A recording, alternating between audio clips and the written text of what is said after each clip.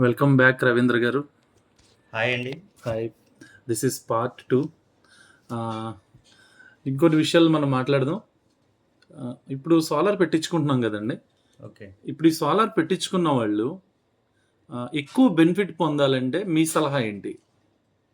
Solar పెట్టించుకున్న వాళ్ళు దానివల్ల maximum మనం పెట్టించుకున్న సోలార్ నిమిత్తం బెనిఫిట్ పొందాలి అంటే, మనం సోలార్ పెట్టుకుని గవర్నమెంట్‌కి యూనిట్స్ ఎక్స్‌పోర్ట్ చేసి ఏదో డబ్బులు తీసుకుందాం అన్న ఆలోచన కొంతమంది అపోహలు క్రియేట్ చేస్తున్నారు.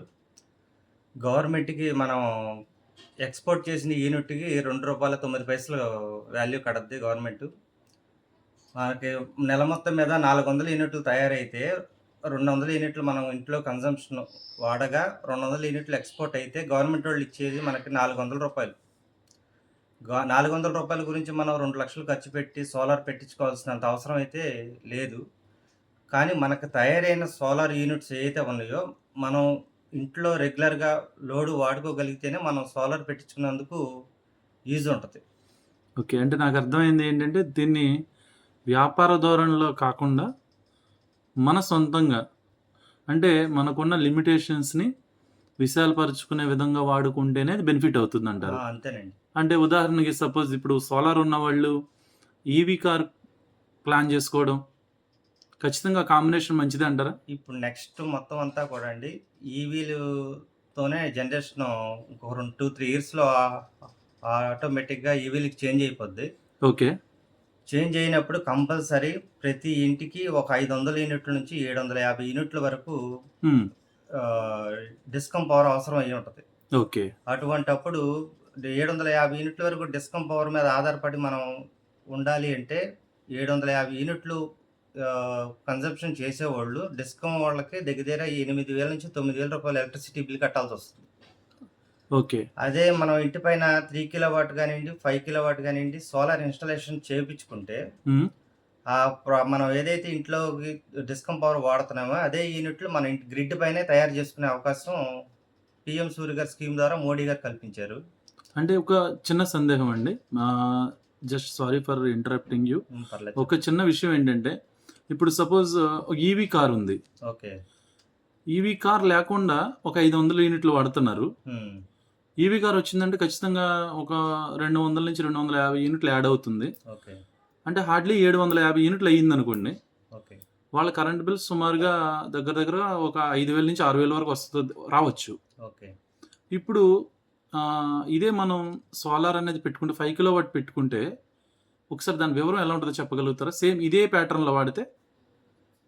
ఆల్రెడీ రెగ్యులర్‌గా ఇంట్లోకి 300 నుంచి 400 యూనిట్స్ యావరేజ్‌గా 2 ఏసీలు డబుల్ బెడ్‌రూమ్ ఫ్లాట్ వాళ్ళు కంపల్సరీ వాడుతున్నారండి. హుహు.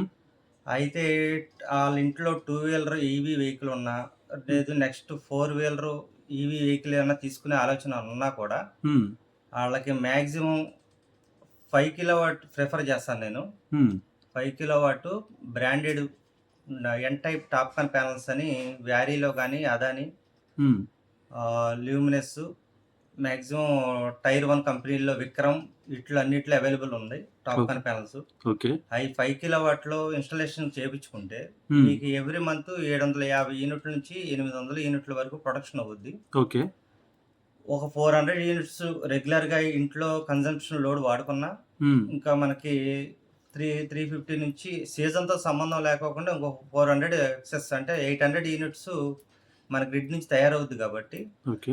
ఆ నెక్స్ట్ 400 యూనిట్స్‌ని మనం ఈవీ 2 వీలర్‌కి గాని, లేదంటే 4 వీలర్‌కి గాని వాడుకున్నట్లయితే, మనం వాడే లోడు యాక్చువల్‌గా డిస్కమ్ పవర్‌కి 9,000 నుంచి 10,000 రూపాయలు బిల్లు కట్టే దీన్ని 5 కిలోవాట్ సోలార్ ఇన్‌స్టాలేషన్ చేపించుకోవటం వలన జీరో మెయింటెనెన్స్, జీరో కాస్ట్‌తో మనకి మనం తయారైన యూనిట్స్ మన ఇంటికే తయారైన యూనిట్స్ మనకే సరిపోతాయి. అంటే రూ. 9,000 కరెంట్ బిల్ వస్తుంది.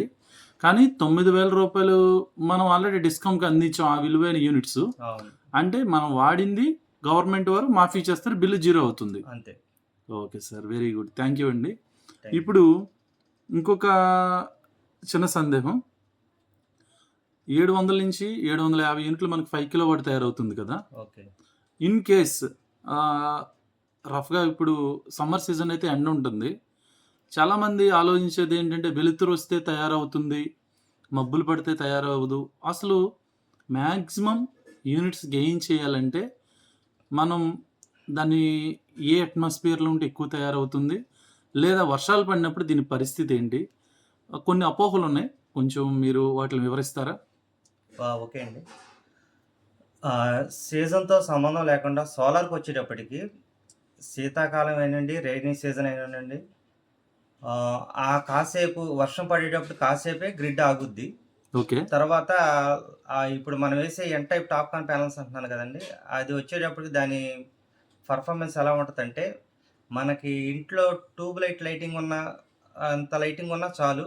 హ్మ్. ఆటోమేటిక్‌గా గ్రిడ్ ఆన్ అయిపోద్ది. ఓకే. వర్షం జల్లు పడేటప్పుడు కాసేపే ఆ గ్రిడ్ ఆగుద్ది. ఓకే. తర్వాత ఎప్పుడైతే మబ్బు ఇదే అవుద్దో హ్మ్. ఆటోమేటిక్‌గా ప్రొడక్షన్ మళ్ళీ స్టార్ట్ అయిపోద్ది. అబ్ మీకు సీజన్‌తో సంబంధం లేకుండా యావరేజ్‌గా చెప్తున్నాను 3 కిలోవాట్‌కి 350 యూనిట్లు హ్మ్. కన్ఫర్మ్‌గా తయారవుద్ది 100%. హ్మ్. అలాగే 5 కిలోవాట్‌కొచ్చేటప్పటికి 750 యూనిట్లు మీకు వర్షాకాలమైనా లేదంటే ఇంటర్ సీజన్‌లో అయినా సరే ప్రొడక్షన్ అయితే తగ్గదు. ఓకే. వర్షం పడిన కాసేపు ఇంటరప్షన్ ఉండొచ్చు. అంతే. వర్షం పడిన లేదా కాసేపటి తర్వాత వర్షం ఆగిపోయిన తర్వాత మళ్ళీ ప్రొడక్షన్ మామూలవుతుంది. రన్నింగ్ వెళ్ళిపోద్ది. ఓకే. దీని మానిటరింగ్ ఎలా అండి? అంటే ఎన్ని యూనిట్స్ మనకి ఇంటి పైన ఉన్న సోలార్ తయారైంది, గ్రిడ్‌కెళ్ళింది అనేది మనం ఎలా మానిటరింగ్ చేస్తాం దానికి సంబంధించి? దానికి మానిటరింగ్‌కొచ్చేటప్పటికి మనకి సోలార్ మనం ఇన్‌స్టాల్ చేసుకున్న ప్రతి కంపెనీకి ఒక యాప్ ఉంటదండి. ఈ వైఫై కనెక్ట్ ఇంట్లో ఉన్న రౌటర్‌కి వైఫై కనెక్ట్ చేస్తాం. ఓకే. ఆ యాప్ ఇన్‌స్టాలేషన్ చేసి కస్టమర్‌కి ఇచ్చేస్తాం. ఓకే. ఇచ్చిన తర్వాత every day, day by day మొత్తం ఏ రోజు ఎన్ని యూనిట్లు తయారవుతుంది, 30 రోజుల తర్వాత మనం ఇంట్లోకి ఎన్ని యూనిట్లు కన్జంప్ చేసాం, ఎన్ని యూనిట్లు ఎక్స్‌పోర్ట్ చేసాం అనేది మొత్తం దాంట్లో బిల్లులో వస్తుంది. మన యాప్‌లోనేమో ఎవ్రీ డే ఎంత ప్రొడక్షన్ అయినది చూపిస్తుంది. Okay sir. మిగతా విషయాలు మనం తర్వాత మాట్లాడదాం. Thank you sir. Thank you.